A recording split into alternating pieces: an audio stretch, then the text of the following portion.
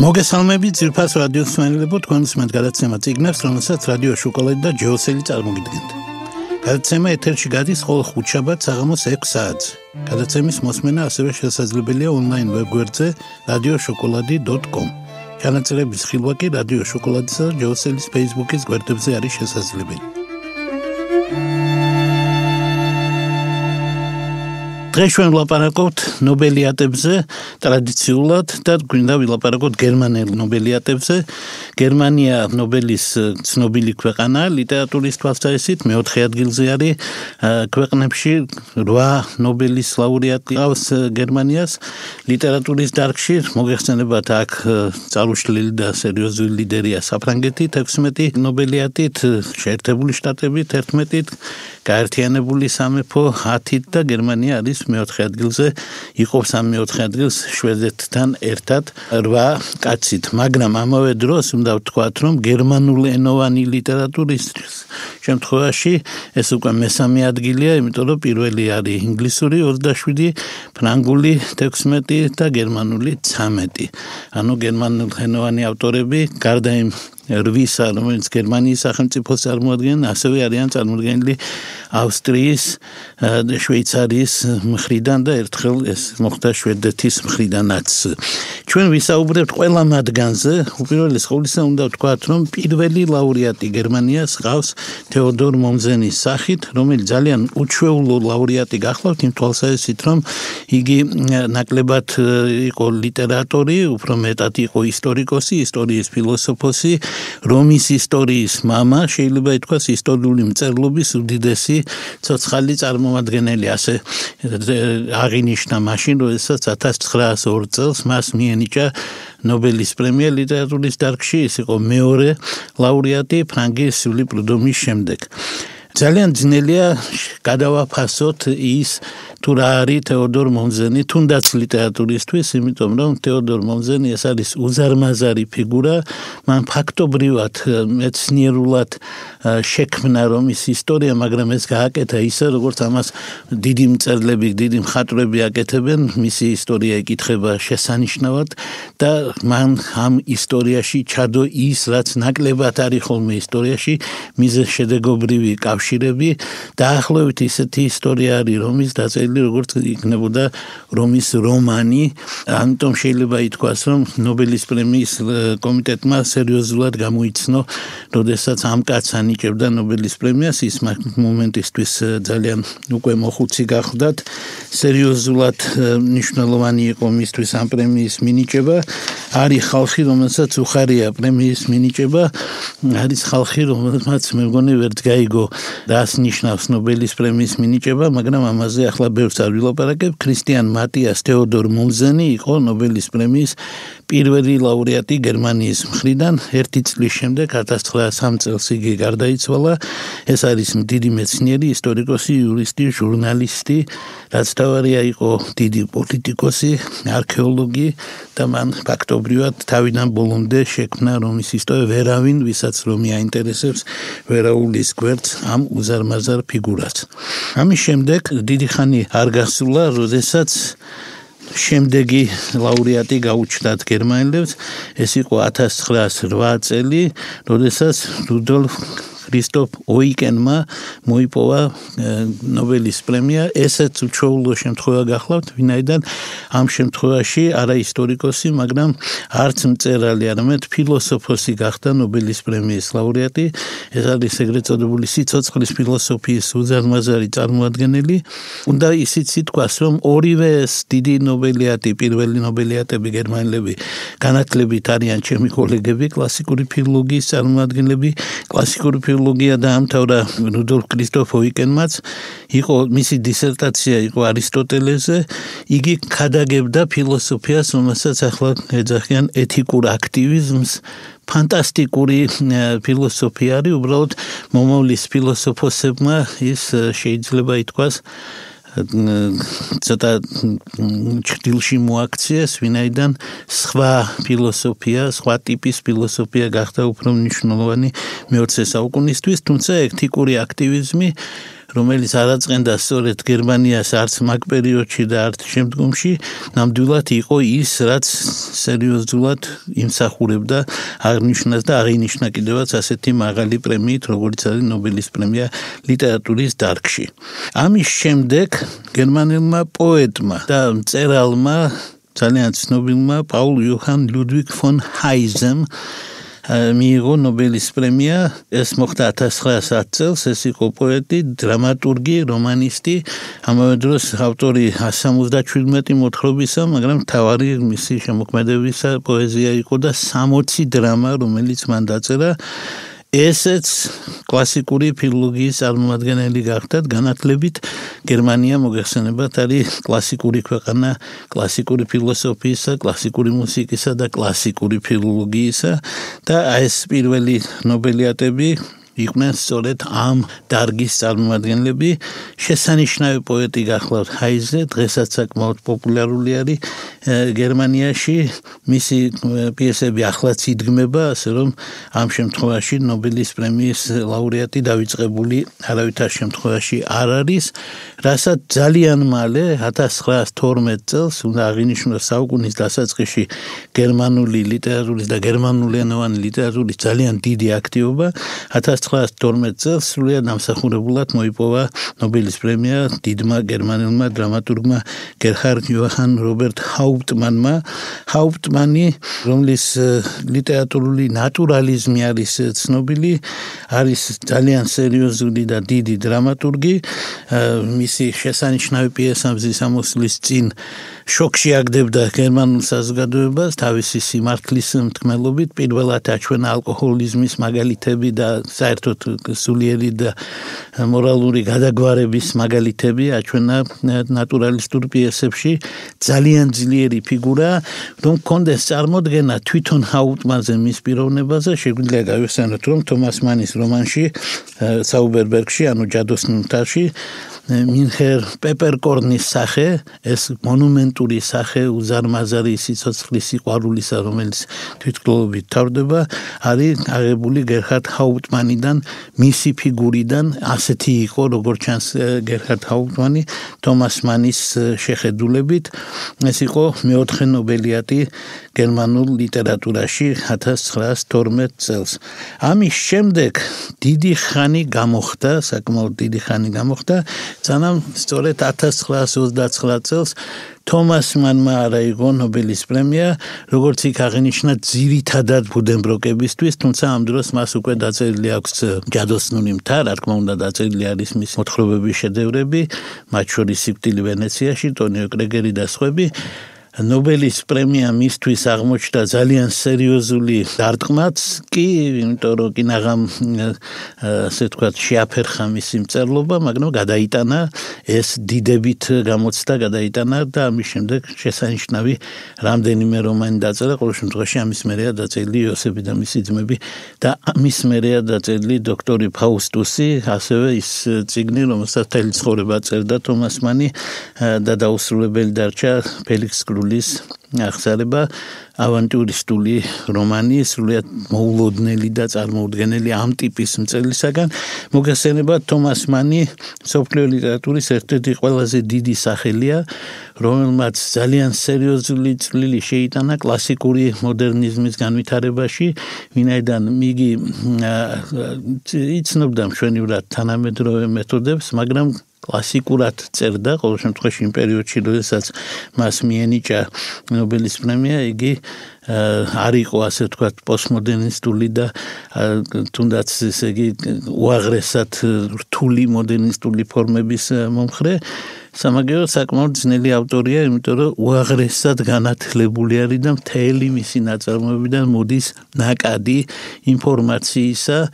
რომელიც წარმოუდგენელი არის, როგორ ეტევა ერთი კაცის თავში, მაგრამ შესანიშნავად ეტეოდა თომას მანის შემთხვევაში. ძალიან მნიშვნელოვანი და სერიოზული გამარჯვება იყო გერმანული ლიტერატურისა.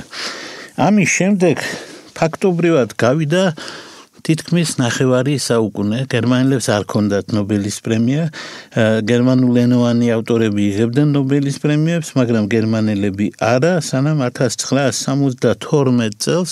იმ ეპოქაში, რომელიც უკვე ჩვენ და ჩემს თაობას კარგად ახსოვს, ნობელის პრემია მიიღო ჰაინრიხ ბიოლმა, დასავლეთ გერმანიის წარმომადგენელმა. ჰაინრიხ თეოდორ ბიოლი გახლავთ ისე იგი ძალიან საინტერესო მწერალი, ძალიან საინტერესო ბიოგრაფიის ადამიანი. მან უარი თქვა თავის დროზე ჰიტლერ-იუგენდში მონაწილეობაზე, მაგრამ იყო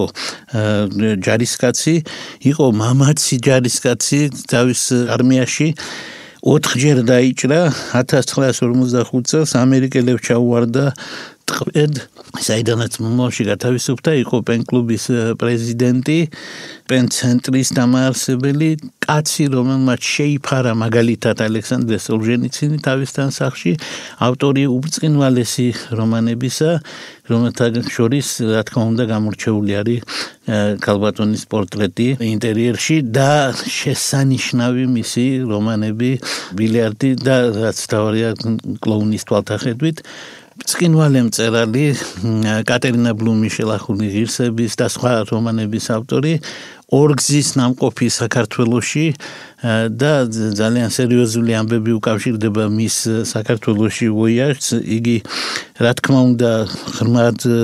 ანტისაბჭოთა ადამიანი იყო, მაგრამ არ გამოხატავდა როგორც ჩანს ამას იმ მოგზაურობის დროს, სადაც რამდენადაც მე ვიცი, ყავდა ისეთი თარჯიმანი, რომელიც ცდილობდა რომ მისთვის უშიშროების კომიტეტის ინტერესი მის მიმართ შეენელებინა და მისი მწვავე გამოთქმები შეერბილებინა. ეს ნილია მაშუკელის პირადი დამსახურება გახლავთ ამ უზარმაზარი მნიშვნელობის და შესანიშნავი სპეციალისტისა, რომელმაც ძალიან ბევრი გააკეთა ბიოლის პოპულარიზაციისთვის. ბიოლი ცნობილი ფიგურა იყო არა მარტო მწერლობაში, ბიოლი იყო ცნობილი, ასე ვთქვათ, მთელი მიმართულება და ეს არის ბიოლის ფონდი, რომელიც დღესაც მოქმედებს, მოგეხსენებათ, ერთ-ერთი ყველაზე ჰუმანისტური და სერიოზული ფონდი არის დედამიწის ზურგზე, ძალიან სერიოზული ინტერესებით და მათ შორის მნიშვნელობით საქართველოს შემთხვევაშიც საქართველოც არ იყო შორს, ასე ვთქვათ, მისი ინტერესთა სფეროდან. საწყენია, რომ ყველაფერი მისი თარგმნილი ქართულად არ გვაქვს, მაგრამ ეს ყველაფერი, რა თქმა უნდა, ალბათ წინ არის. ახლა ინგლისურენოვანი ლიტერატურის ბუმია, მაგრამ აბსოლუტურად დარწმუნებულია, რომ ჰაინრიხ ბიოლი სრულად იქნება წარმოდგენილი ქართულ ლიტერატურაში. ეს განსაკუთრებული მწერალია, განსაკუთრებული ნიჭიერების, ძალიან თავისებური, არავისის არ გავს. საკმარისია იმისთვის, რომ გაიგოთ რა კაცია, მოусმინოთ ან წაიკითხოთ მისი გამოსვლა ნობელის კომიტეტის წინაშე, მისი სიტყვა, რომელიც ითქვა ნობელის პრემიის დროს და იმ წუთას მიხვდებით რა უცნაური და გამორჩეული მოვლენა გახლავთ ეს მწერალი. ამის შემდეგ გერმანელებმა თავი 1999 წელს გამოიჩინეს, როდესაც ძალიან დამსახურებული ნობელის პრემია წაიღო გიუნტერ გრასმა, დიდმა გერმანელმა მწერალმა გიუნტერ ვილჰელმ გრასი 1927 წელს იყო დაბადებული, სამწუხაროდ შარშან გარდაიცვალა. ეს იყო პოეტი, რომანისტი, დრამატურგი, მაგრამ ამავე დროს ილუსტრატორი, გრაფიკოსი და მოქანდაკე. იგი არის ძალიან უჩვეულო მოვლენის ევროპული მაგიური რეალიზმის ერთ-ერთი ფუძემდებელი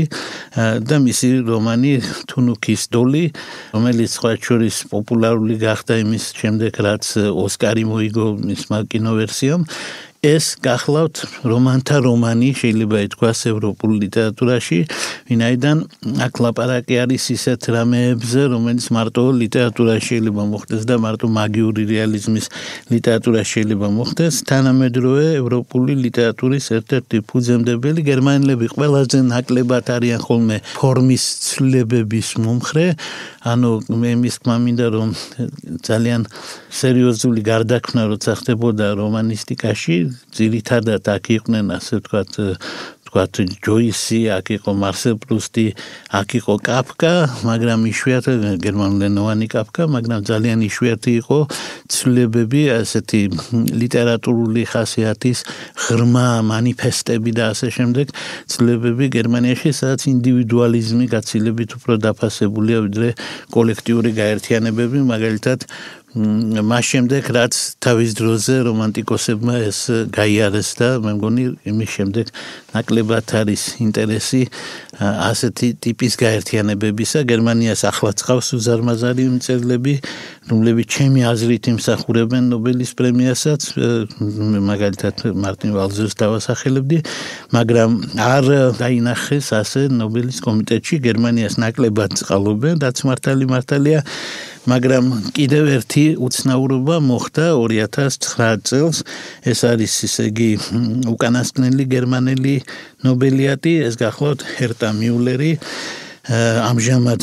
გერმანიის მოქალაქე, თუმცა დაიბადა და გაიზარდა რუმინეთში. შვაბი გახლავთ, იგი გერმანელი გახლავთ და ეს გადამოსახლებული გერმანელები იყვნენ რუმინეთში, მათი ბედი რუმინეთი ჩაუშესკუს ეპოქაში კომუნიზმის საერთოდ და ანტიკომუნიზმი არის განსაკუთრებით ჰერტა მიულერის შემოქმედების საფუძველი, მაგრამ ამავე დროს მინდა ვთქვა, რომ ყალბი წარმოდგენა, რომ ანტიკომუნისტობის გამო შეიძლება ვინმეს ნობელის პრემია მიენიჭოს, ამ კონკრეტულ შემთხვევაში სრულიად უსაფუძვლო გახლავთ, იმიტომ რომ ეს არის ისეთი მწერალი, როგორიც მსოფლიოს ბევრი არ ყოლია არასოდეს. მე აბსოლუტურად დარწმუნებულია, რომ ჰერტა მიულერი, რომელიც მე-14 ქალი იყო, ვისაც ნობელის პრემია მიენიჭა, არის განსაკუთრებული სახელი დღევანდელ მსოფლიო ლიტერატურაში. 1953 წელსა დაბადებული, ჩემი კბილა გახლავთ, ანტიკომუნისტი და ანტიკონფორმისტი არის. თავისი არსით ის კი არა, როდესაც გერმანიის პენ-კლუბმა GDR-ის გერმანიის დემოკრატიული რესპუბლიკის პენ-კლუბი შეიერთა, მაგ დროს დატოვა პენ-კლუბი, იმდენად ღრმად და საფუძვლიანად ესმის, ბევრი ვერ მიხვდება იმას, რასაც აკეთებს ჰერტა მიულერი, როგორც მოღვაწე. თუმცა არავის არ ურჩევ ამაში ღრმად ჩაღრმავებას, არა ეს აუცილებელი, საკმარისია მისი წაკითხვა. ეს არის წარმოუდგენელი ძალის ავტორი. ეგ შემთხვევითია, რომ ჩაუშესკუს რეჟიმი ან გადასახლება არამე აინტერესებს მას სინამდვილეში. ის არის ისეთი მწერალი, რომელიც ნებისმიერ რასაც ხელს მოკიდებდა, ყველაფერს საოცრებად აქცევდა. ჰერტა მიულერი უაღრესად სერიოზული, უაღრესად ღრმა და უაღრესად ჩაფიქრებული ადამიანია, რომელმაც ამავე დროს შეძლო სიხარულისა და სიყვარულის წვეთები გაეჩინა იმ ტრაგედიაში, რაც იყო ზოგადად კომუნიზმი და რაც იყო ჩაუშესკუს რეჟიმი, რაც იყო რუმინეთი მისი ეპოქისა. ესენი არიან ნობელის პრემიის ლაურეატები, რომელთაც პრემია მიიღეს გერმანიის სახელით. თუმცა, რა თქმა უნდა, არის რამდენიმე ისეთი მწერალი, რომელიც მიუხედავად იმისა, რომ გერმანულ ენოვანია, უბრალოდ არ ითვლება გერმანულ მწერლად, მაგრამ ძალიან ძნელი წარმოსადგენია მათი გამიჯვნა, განსაკუთრებით იმ ხალხისა, რომელიც გერმანიაშია დაბადებული. მაგალითად, ამ რვის გარდა ესა მომზენი ვოიკენი, ჰაიზე, ჰაუტმანი, ბიოლი, გრასი და მიულერი, თომას მანი, ჰაინრიხ ბიოლი, გიუნტერ გრასი და ჰერტა მიულერი, ამად გარდა არის კიდევ შვეიცარიიდან ორი ნობელიატი, ეს გახლავთ შპიცლერი, პირველი შვეიცარიელი ნობელიატი და ჰესე, ჰერმან ჰესე, რომელიც გერმანიაშია დაბადებული და რომელიც ძირითადად მაინც მიჩნეულია გერმანული ლიტერატურის ნაწილად ისევე როგორც შვეიცარიულის. ამავე დროს ერთი ავტორი, როგორც გითხარით, არის ავსტრიიდან, ეს გახლავთ ელინეკი, ძალიან საინტერესო ავტორი, რომელიც ერთდროულად არის გამორჩეული როგორც ქალი ავტორი, როგორც თითქმის კომუნისტი ავტორი, როგორც პოსტმოდერნისტი და ძალიან შეიძლება ითქვას ძალიან გამორჩეული ამ თვალსაზრისით ავტორი და კიდევ არის ერთი ავტორი შვეიცარიიდან, ამჟამად ეს ებრაული ლიტერატურის წარმომადგენელი გახლავთ, გერმანულენოვანი შვეიცარიას წარმომადგენელი ნელი ზაქსი. იმ წელს, როდესაც ნელი ზაქსს მიეცა ნობელის პრემია, იგი გაიყო და ორმა ებრაელმა ავტორმა წაიღო, ერთი წერდა ივრიდზე, უბრალოდ იდიშზე, ხოლო მეორე წერდა გერმანულად, აი სწორედ ნელი ზაქსი აგნონისთან ერთად გახდა ნობელიატი, ძალიან საინტერესო გერმანულენოვანი ავტორია და კიდევ გვყავს ერთი შესანიშნავი ავტორი, რომელიც არის ისე იგი დიდი ბრიტანეთის წარმომადგენელი, მოქალაქე, დაბადებული რუმინეთში, ძალიან უცნაური ბედის გერმანულენოვანი ებრაელი ავტორი ელიას კანეტი, უცნაური, ასე ვთქვათ, ბიოგრაფიისა და უზარმაზარი ინტელექტის ავტორი, რომელიც ასე ვთქვათ, იმსახურებდა იმას, რომ გერმანულ ლიტერატურასთან ერთად ყოფილიყო მოხსენიებული, თუმცა მისი საუბრებიდან ერთ-ერთი ყველაზე მნიშვნელოვანი ჩემი აზრით არის ის, რაც მან ხალხებზე თქვა, მან თქვა, რომ ინგლისელი ეს არის გემის კაპიტანი და ფსიქოლოგიურად აღწერა რა არის ინგლისელი, ასევე შესანიშნავი აზრები აქვს ჰოლანდიელებზე, იტალიელებზე და სხვა ხალხებზე, მაგრამ ყველაზე საინტერესო მან თქვა გერმანელებზე, რომ გერმანია ესაა ტყე, რომელიც ერთდროულად მარშირებს, ანუ ეს არ არის ერთი კაცის ქვეყანა, ეს არის ბევრი კაცის, რომელიც მარშირებაში არის და ეს ტყის ქვეყანა არის უპირველეს ყოვლისა, ძალიან საინტერესო და ღრმა მოაზროვნე გახლავთ. ახლა გადავავლოთ თვალი გერმანელ ნობელიატებს, რას დავინახავთ? უპირველეს ყოვლისა დავინახავთ იმას, რომ მეცნიერება ტევადი არის ეს ლიტერატურა, მასში არიან ისტორიკოსები, მასში არიან ფილოსოფოსები, მასში არიან დრამატურგები, მაგრამ მასში არიან ისეთი მწერლები, რომლებიც სხვა შემთხვევაში ფილოსოფოსები და ისტორიკოსები იქნებოდნენ. უბრალოდ მათი ხედვა არის განსხვავებული, მაგრამ ინტენცია და წერის უნარი და ასე შემდეგ, რა თქმა უნდა, ძალიან ფილოსოფიური აქვს, მაგალითად თომას მანს, რომელიც კაცმა რომ თქვას, მწერლთან ერთად არის ენციკლოპედია ევროპეიზმისა, ზოგადად და ევროპული აზროვნებისა. ამავე დროს მათ შორის არიან ევროპული ლიტერატურის ისეთი უჩვეულო დარგის წარმომადგენლები, როგორიც არის მაგიური რეალიზმი და ვახსენეთ ჩვენ გიუნტერ გრასი და მათ შორის არის ევროპული ლიტერატურის ერთ-ერთი ყველა საერთოდ სოფლიო ლიტერატურის ერთ-ერთი ყველაზე რთული დარგის ანტი კომუნიზმის წარმომადგენლები, რომლებიც როგორც წესი ძალიან ბევრს გონია, რომ პოლიტიკური მოტივით არიან ხოლმე დაჯილდოებულები, მაგრამ თუ გადახედავთ ამ ხალხს, ესენი არიან, თქვათ, ამ მოტივით თითქოს ნობელიატი გახლავთ პასტერნაკი, ეს არის სოლჟენიცინი, ეს რა თქმა უნდა არის ერტა მიულერი, ეს არის ბოლოს წინა ნობელიატი სვეტლანა ალექსიევიჩი ბელორუსიდან, დაბადებული უკრაინაში და რუსულენოვანი. ესენი ყველა არიან მოგეხსენებათ ანტისაბჭოთა, ანტიკომუნისტური იდეოლოგიის ადამიანები, მაგრამ არც ერთ მათგანს ამისთვის პრემია არ აქვს მიღებული, ყველა არის დიდი მწერალი და ეს მინდა განსაკუთრებით იმათ იცოდნენ, ვისაც ეჩვენება, რომ ლიტერატურის დარგში ნობელის პრემიის მინიჭების დროს რაღაც განსაკუთრებული ხაზი იყოს, თითქოს ეს ანტიკომუნისტობა, ეს ასე ნამდვილად არ გახლავთ, სხვანაირად არის ვითარება. როგორც გითხარით, გერმანულ ენოვან ლიტერატურაში 13 პრემია გაცემული, მაგრამ ამათგან, ასე ვთქვათ, ყველაზე მნიშვნელოვანი გერმანელი ავტორები არიან და მე ერთ-ერთ მათგანზე განსაკუთრებით შევჩერდები, ვინაიდან მე ვერ წარმომიდგენია ნობელის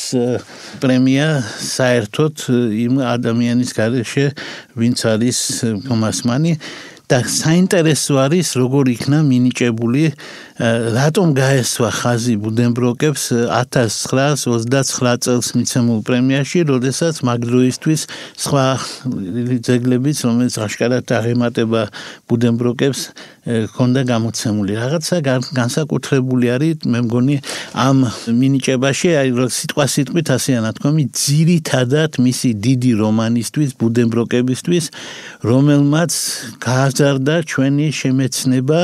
და წარმოადგენს ერთ-ერთ ყველაზე უფრო კლასიკურ ნაშრომს თანამედროვე ლიტერატურაში. აი ხაზი გაესვა მის კლასიკურობას თანამედროვე ლიტერატურაში იმას, რომ იგი ამ ძეგლში ნაკლებად ხმარობს მოდერნისტულ და მერე კიდე პოსტმოდერნისტულ ტექნიკას. ეს ხაზგასმული არის, მე მგონი ეს არის იმ ლიტერატურული გემოვნების ნიშანი, რომელსაც ყოველთვის ერჩივნა კლასიკური ლიტერატურა. თომას მანი ირგვლივ არის ძალიან საინტერესო გარემოცვაში, მანამდე პრემიები ჰქონდა გრაცია დელიდას, ანრი ბერგსონს, სიგრიდ უცეტს, მერე სინკლერ ლუის, ერიკ კარლფერდს და გოლსვორსამდე სინამდვილეში დიდი მწერალი იქ არც ყოფილა და არც გოლსვორსი იყო მასთან მე ვფიქრობ შესაძლებელი. თომას მანი არის ერთ-ერთი ძირითადი ფიგურა, რომელმაც მოახერხა, ასე ვთქვათ, ნობელის პრემიის აღება,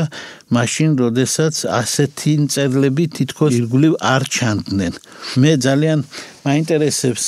ყოველთვის მაინტერესებს რა მოხდება, როდესაც გაიხსნება ყველაფერი, განსაკუთრებით მაინტერესებს რა საუბრები იყო ჰერტა მიულერთან დაკავშირებით, ასევე საინტერესო არის გიუნტერ გრასთან დაკავშირებული ამბები და იმ შემთხვევაში, როდესაც ნობელის კომიტეტს ბრალდება ევროპოცენტრული დამოკიდებულება, რატო არის მაინც გერმანია მეტნაკლებად დაჩაგრული, როგორ მოხდა, რომ გერმანელები მომზენი, ჰოიკენი, ანუ ფილოსოფოსი და ისტორიკოსი გახდნენ სერიოზული პრემიის ავტორები, მაშინ როდესაც გერმანულმა მწერლობამ, ან გერმანულენოვანმა მწერლობამ ვერ მიაღწია, აქ ჩვენ ყოველთვის გვაქვს სათქმელი ერთ-ერთი ცნობილი საყვედური კაფკასთან დაკავშირებით, თუმცა სულ ამბობენ ხოლმე, რომ კაფკა გვიან აღმოჩნდა და მე ვფიქრობ, რომ ისიც კი, რაც მის დროს იყო გამოქვეყნებული, საკმარისი უნდა ყოფილიყო, მაგრამ ნობელის კომიტეტი გვიან ხედავს ხოლმე ასეთ ავტორებს, არაფერი ამაში მე ვფიქრობ გასაკვირი არ უნდა იყოს. სულ ერთია, მაინც უნდა ვთქვათ, რომ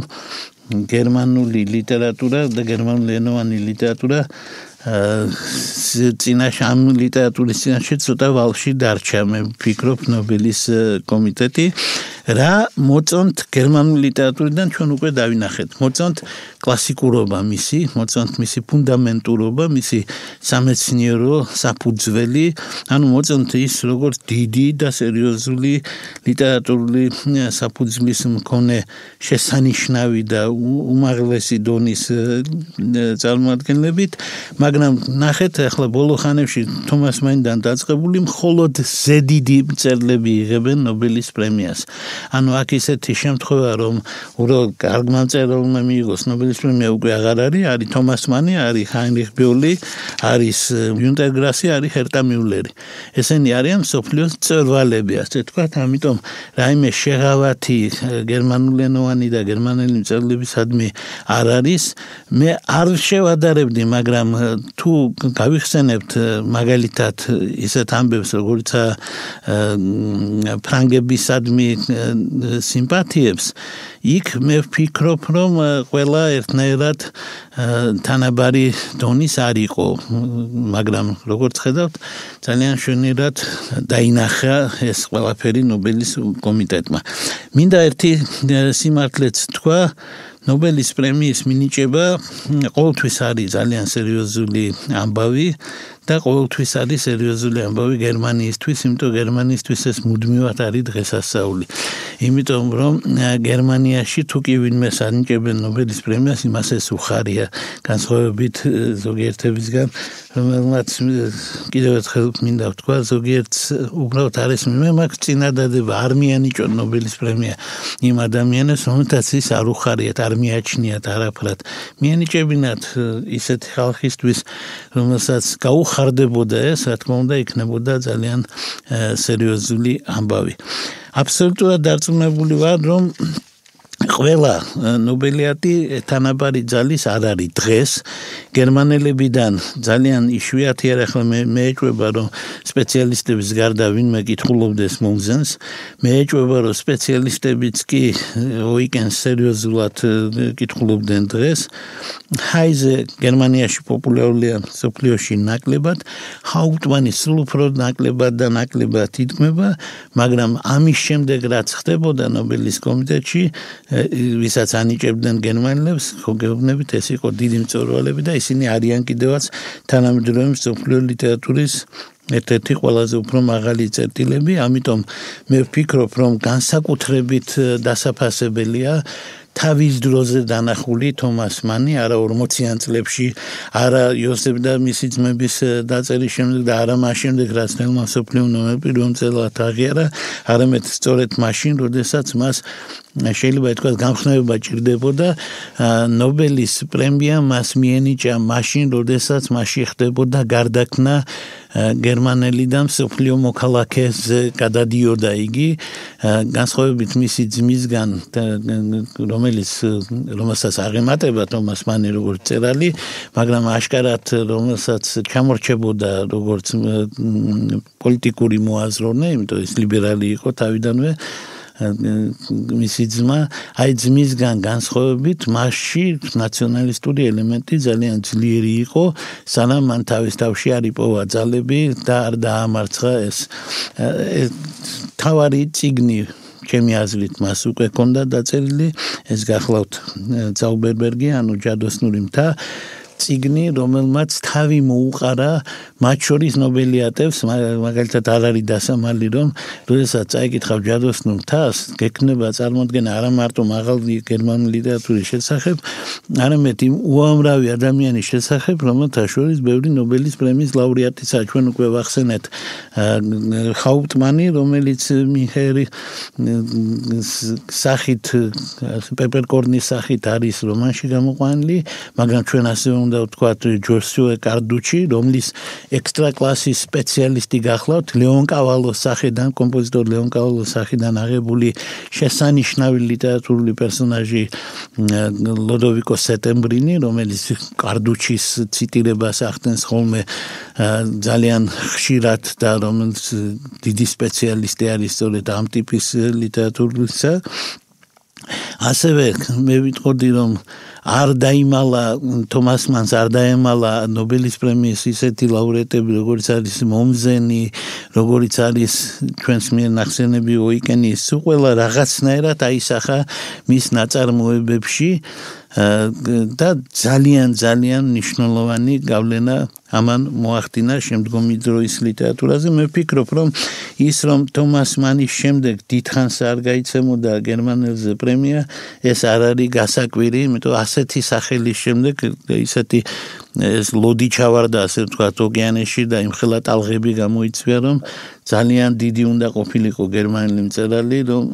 მას გვერდით დადგომოდა ამიტომ ჩვენ მე მიმაჩნია რომ საუკუნის მე-20 საუკუნის ბოლოს 1999 წელს მიღებული გადაწყვეტილება გიუნტერ გრასის დაჯილდოების თაობაზე იყო ძალიან მნიშვნელოვანი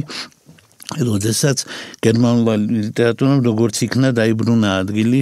ნობელის პრემიის ასე ვთქვათ დამფუძნებლებისა და მიმნიჭებლების რიგებში კიდევ ერთხელ მინდა შევახსენო ყველას რომ გერმანული ლიტერატურა და გერმანული აზროვნება გაცილებით უფრო ფართოდ იქნებოდა წარმოდგენილი ნობელის კომიტეტში რომ არა გერმანია რომ არა პირველი მსოფლიო ომი რომ არა მეორე მსოფლიო ომი რომ არა საკმაოდ უცნაური პოზიციები ძალიან ბევრი გერმანელისა ყველა ისე არ მოიქცა როგორც თომას მანი რომელმაც თქვა რომ გერმანია იქ არის სადაც მე ვარ კულტურა არის იქ სადაც მე ვარ ასე არ მოიქცა ყველა ამიტომ ძალიან ბევრი შანსი გერმანიამ რო ქონოდა მეტი ნობელის პრემია გაუშვა ხელიდან სწორედ იმის გამო რომ ბევრმა ითანამშრომლა იმ რეჟიმთან რომელიც ნობელის კომიტეტისთვის სრულიად მიუღებელი იყო და ეს კარგად გამოჩნდა მაშინ როდესაც ომის წლებში ნობელის პრემია 40, 41, 42 და 53 წლებში არ გაცემულა, ხოლო 44 წელს